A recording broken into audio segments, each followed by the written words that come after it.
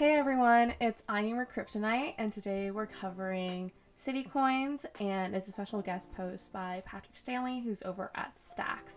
This we're going to cover about crypto and governments, government voting, also about incentive alignment for a new startup city, being a CEO of a startup city, and then also more about normal B2B stuff, which is long-term wealth creation, not worrying about crypto, and just slowly stacking your coins. So let's get started. Okay, so Patrick Stanley is a community lead over at Community Coins, and let's put this disclosure up front. Their Bowtie Bull has been involved in Stacks for a while. However, apparently they're not involved with MiamiCoin, CityCoin.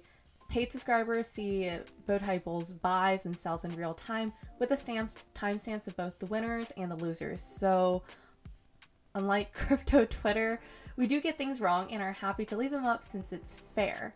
So there's two sections here, one entirely written by Patrick, as I had mentioned earlier, and also a section on wealth net worth calculations to remove a lot of the negativity. So let's cover the super exciting topic, which is the first main section. It's about how crypto can accelerate cities. So cities can prosper in new ways using technology to activate a citizenry with no borders. The TLDR on MiamiCoin, or MIA, for context, all startup cities are going to have their own city-based token. MiamiCoin is a new programmable governance token for a real city. It has raised almost $4 million for Miami in just 31 days, no pre-mine or ICO. The more it's used, the more stacks and Bitcoin it generates for the city of Miami and those who stack Miami in a 30 to 70 split respectively. I'm mining it because I'm bullish on Miami leadership. Holders of Miami are committed to their cities, and buyers are bullish on city leaders such as Francis Suarez. Sellers are bearish on city leadership. Developers are now creating apps for the city. Very, very, very nice introduction. So, overview. Think globally, act locally. Urges us to take the bigger picture and to take actions within our communities to affect it. But with the way our world works today, the former feels much easier than the latter. There's a disconnect between cities and the citizens they serve, and it's growing wider every single day. The way residents and local officials communicate is antiquated and utterly removed from how we actually live in our lives. Career politicians, people mostly orchestrate their day-to-day lives on their devices, and it's how we get our food and our supplies, get around, communicate, entertain ourselves, and work. So how can it be that the best way to get involved in your city is to attend interminable, ineffectual local government meetings? Definitely reminds me of Parks and Rec right now and the meetings there, which Leslie is doing her best, but the citizens are crazy, which I think it's like the reverse usually in real world. With work, families, and other responsibilities, who have the time? The complete lack of modern tech-based feedback loops between residents and officials means decisions are made with almost zero input from the communities they're meant to serve. If we use technology in nearly every aspect of our lives, why shouldn't we use tech as a primary means for civic engagement? How do you use technology to promote civic engagement that's driven not by obligation, but by opportunity? So let's talk about the rise of startup cities. So just like companies, modern cities are competing for talent. Like a previous video we talked about brain drain and the implications of remote work associated with that. So the talent here being people who move to a city and create value in jobs, or new employees who move to the city to fill those jobs. Together, they help build a robust economy. In the past 18 months, remote work has been made the default, and workers certainly are not going back. So no longer pinned to a geography for a job, people can live anywhere. The adoption of remote first gave people the chance to try out new cities and reconsider how well their local government worked and decide whether they should try to fix it or not. A lot of people are now who are remote can just move to wherever the location's actually nice and where the quality of living is actually nice and where they can be close to family instead of primarily basing it on like, this is where I need to be right now for this stage in my career. All right, so savvy mayors like Francis Suarez of Miami will take advantage of this transition by treating their cities like startups and doubling down on recruiting the best talent, the newly mobile legions of smart, prosperous information workers. Some, like Mayor Francis Suarez of Miami, already are. If you're an innovator, Mayor Suarez wants you. He's been incredibly successful at recruiting new talent to his city. In Q2 of 2021, Miami ranked #1 for growth of tech jobs in US. Through enticing tax rates and other business-friendly policies, not to mention beaches and palm trees, Juarez is welcoming companies and talents to Miami, a Silicon Beach to rival the Valley. I remember the Miami hype starting in Q4 of 2020, full rage 2021, Q1, Q2 of 2021. It's been kind of quiet this summer since I'm assuming people are having fun and traveling and not working as much. But yeah, I loved Miami. I thought Miami was just like, wow, this is what, if I wasn't American, Miami is what I would think America looks like, because it's so clean. It just seems so luxe. There's so much like diversity in cultures. It's so beautiful. The lifestyle is just so, it's like very work hard, play hard. But yeah, I can definitely see why so many of my tech friends chose to go to Miami. It's amazing. So startup cities like Miami are reimagining the role of municipal governments. Officials become allocators of capital. Oh, accountable to the market for good decision making. Who does that sound like? Today, people can choose their city just like any other product, and the rise of startup cities empowers other innovations too. So now comes the emergence of the CEO at the city. Juarez is pioneering a new model for mayor, CEO of a city, a term coined by Balaji S. In the Twitter era, Miami Mayor Juarez has given us a masterclass on how to get the most out of this model. First, he's active and transparent on Twitter. He's so active on Twitter. He really replies when you at him publicly, championing his city directly to hundreds of thousands of followers worldwide every single day. Mayors used to have to look within city lines for support. Today, they can look beyond borders and garner support from any corner of the globe and entice more citizens into their city. Secondly, he's competing aggressively to draw talent to his city, making it an irresistible place for companies and innovators to set up shop. Third, he's leveraging emerging technologies like crypto on his city's behalf. So, every startup city will have a city-based token. What does this mean? By building new decentralized token systems for civic engagement, startup cities can introduce a more equitable dynamic where citizens can both be customers, beneficiaries of the city's services and resources, and stakeholders who benefit from the city's growth and success much more tangibly, instead of being, oh, this is a great city, we have nice roads, schools are great. Let's make it more tangible to that. By leveraging decentralized technology to create city-based tokens, cities can introduce new ways their citizens, both new and old, and supporters everywhere, to combine efforts, accelerate local growth, and create a more positive sum dynamic between local governments and those they govern. So how do they do this? City-based tokens are programmable, decentralized, and applicable to a wide range of use cases. One case we're particularly excited about is using city-based tokens to unlock novel ways that a community can organize to better itself. Organization. While this might strike some as far-off idea, some cities are already laying the foundation for how city-based currencies could accelerate their local economies. So let's take another look at Miami, a city mid-Renaissance driven by freshly untethered workforce and a leader who's rewriting the playbook for leading government in the internet age. Sick. Miami is exploring different ways to leverage crypto markets, and most notably with its recent support for MiamiCoin, a programmable token built on Bitcoin via stacks that generates earnings in both for its holders. MiamiCoin fuels additional revenue for the city and accelerates open source development of apps and utilities that directly benefit Miami.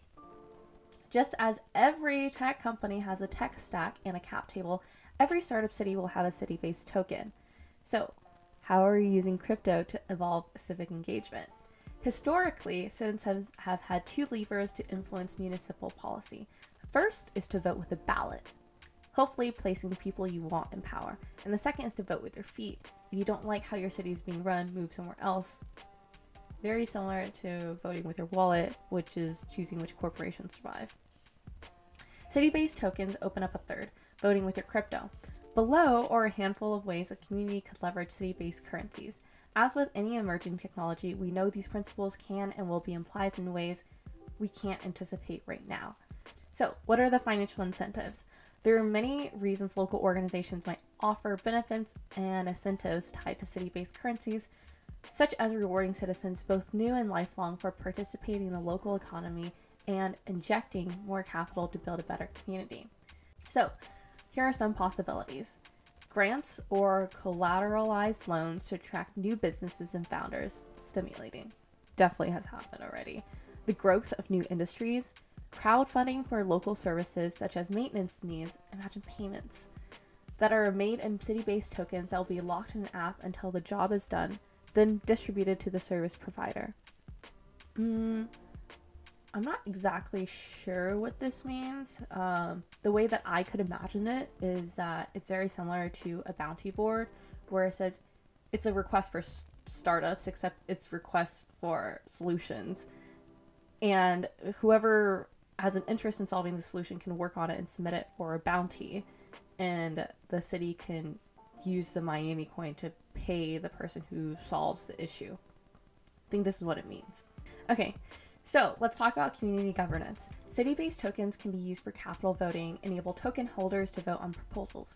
For instance, users could delegate their tokens without losing them to help modernize their communities by funding new initiatives, such as free Wi-Fi or solar panel installations. Communities from different cities can pool their tokens to propose and vote on regional initiatives and projects. Ooh, this is super interesting. Cities can all work together that way. And it doesn't have to be on a state level. Interesting. Okay, so let's go to access controls. So, city-based tokens could grant and control access rights to certain digital or physical spaces and services. Communities can design apps for token holders to use.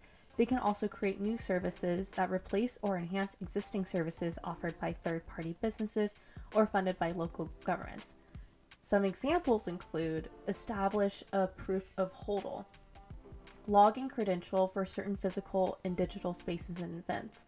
One can imagine accessing Wi-Fi at select cafes by signing in with keys that hold a balance. Oh, this is so cool. So you know how some cities have public parks with free Wi-Fi and such? I don't know how much that costs cities to set up, but what if you could do that? You can go to parks and public areas that have free amenities and digital amenities for those who only have that city's token.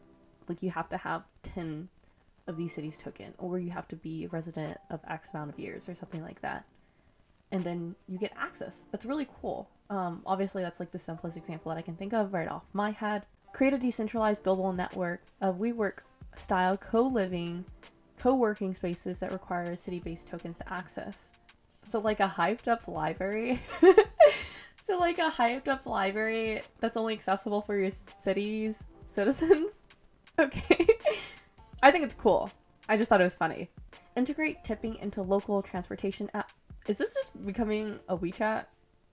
Integrate tipping into local transportation apps, Uber or city bikes, or even creating a community-run Uber-like application with its own transparent and alterable reputation and dispatch system.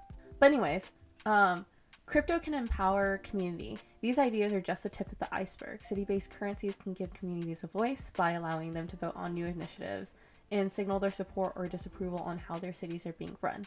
At the same time, creators are empowered to modernize their cities in a way that prioritizes residents. It's these kinds of exciting ideas that brought me into the Bitcoin community. So it can often feel futile for ordinary citizens to make a tangible difference in their cities, but everyone should have the opportunity to make an impact.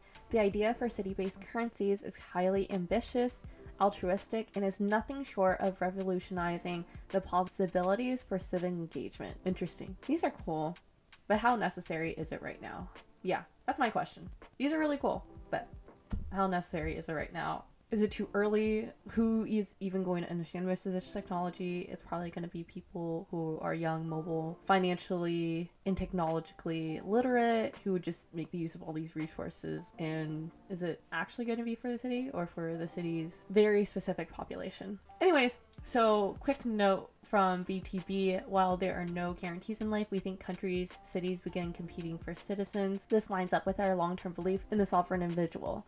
Governments compete for citizens. Totally agree with that.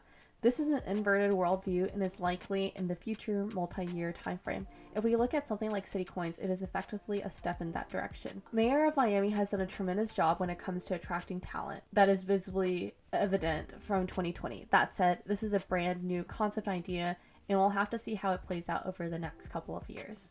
Well, that was section 1. Very entertaining. If anyone is asking me if I'm going to look into this more, to be honest, most likely not. It seems extremely early for me, but if it's successful, definitely gonna look more into it. But right now there's more exciting things happening.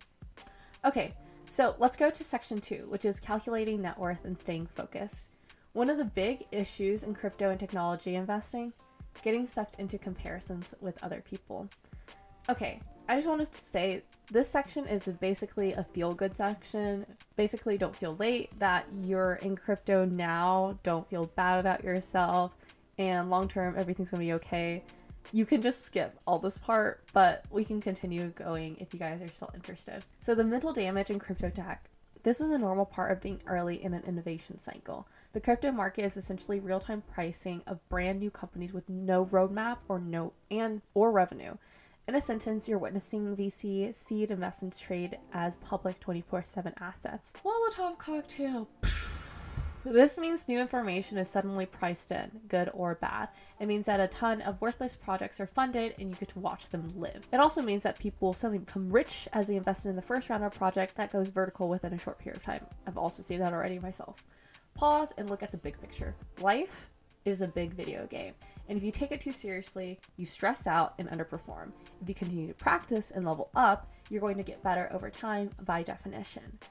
Do your best to compare yourself to your prior self every 3 to 5 years. 1 year is too short, 10 years is too long. Okay, definitely feel good advice. Once you get into this habit, instead of worrying about what other people are worth, focus inwards on the bigger picture as it relates to finances. How much do you need to feel comfortable? It does not matter if people disagree with your level of wealth. It does not matter if your city is prestigious. We all saw how that ended for prestigious, expensive cities in 2020. Instead, it's so funny. Instead, take a long, hard look at what would make you feel comfortable. All right, so once you have that in mind, move on to step 2. Step 2 is where you begin calculating your worth in terms of years spent. Notice this does not have any financial metrics. It is based only on your personal interests. So, rough way to think about how close you are. Years of expenses saved. Day 1, 0. Build fast, exclamation mark. A few years away, financially set, comfortable, rich, wealthy. Interesting. 160 years, 80 years, 40 years, 20 years, 10 years. Interesting. This is probably the easiest way to think about your future. As soon as you have around 20x your annual spending, it's impossible to go broke. Why? If you're reading this, you're already an intense person with a background in tech, finance, or sales based on B2B's readership. So this means you're blessed and cursed with the need to do something.